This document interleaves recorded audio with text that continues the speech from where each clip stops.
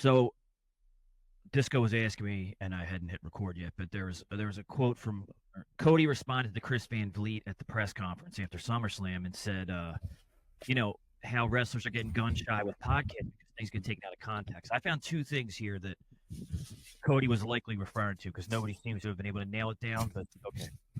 So the first one is he talked about petty squabbles in AEW. Here's his quote. And I guess he says How do you get the fan going? Who's this? this Cody is Rhodes? yeah. At the post SummerSlam press Okay, conference. where did he? I'm sorry. Go ahead. Sorry. Go ahead. I'm sorry.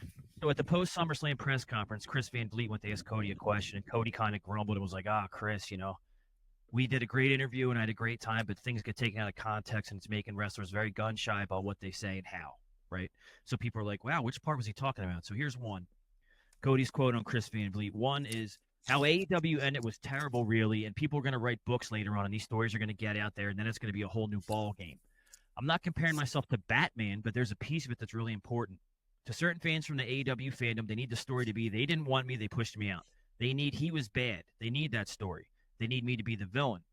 I was always fine with accepting that because of the respect I have for AEW in the first place, how difficult it was to do the original All In, how unbelievable the feeling was to do Double or Nothing, and how fortunate we were that Tony wanted to invest in this vision, and he had a vision as well.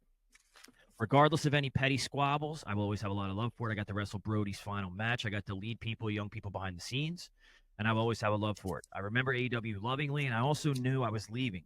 I knew it was a season. I knew it wasn't going to last, and I knew there was something greater for me out there. And I know that might sound negative to people, but it's not. That's the biggest prize in the wrestling game.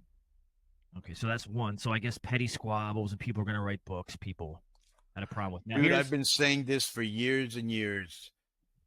Right now, it's a very well kept secret amongst the wrestler and in the business what's going on over there in the chaos. And it's going to take one person that knows what's going on because of NDAs, because maybe they still work there. But it's going to take one person who doesn't anymore to come out and start talking, and history's not going to be kind. Let me put it to you that way. Now, here's the second one. And I don't watch a lot of Star Wars or Marvel, but I love following all the drama in the fan bases because it's very entertaining, very big on YouTube. If you Marvel or Star Wars, you got 1 million followers. It's wild. But anyway. What's your language? Sorry, it's wild. So Cody's other quote is, there's two fandoms in the world that love to eat themselves alive.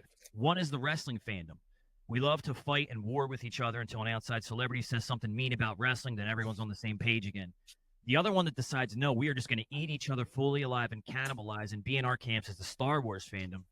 And here's something people have discovered from the Star Wars fandom, and I'm going to put it out there for everyone. The prequels are actually really good.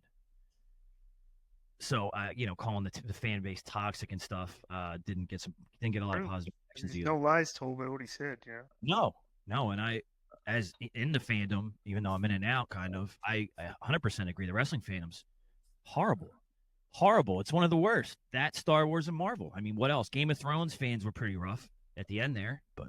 Yo, what's up? I just want to thank you guys for watching this clip. Don't forget to hit the like button, leave a comment, and subscribe. And join our YouTube membership for hours and hours of exclusive, unedited, uncensored content. And being a member will help you get involved in our upcoming live streams.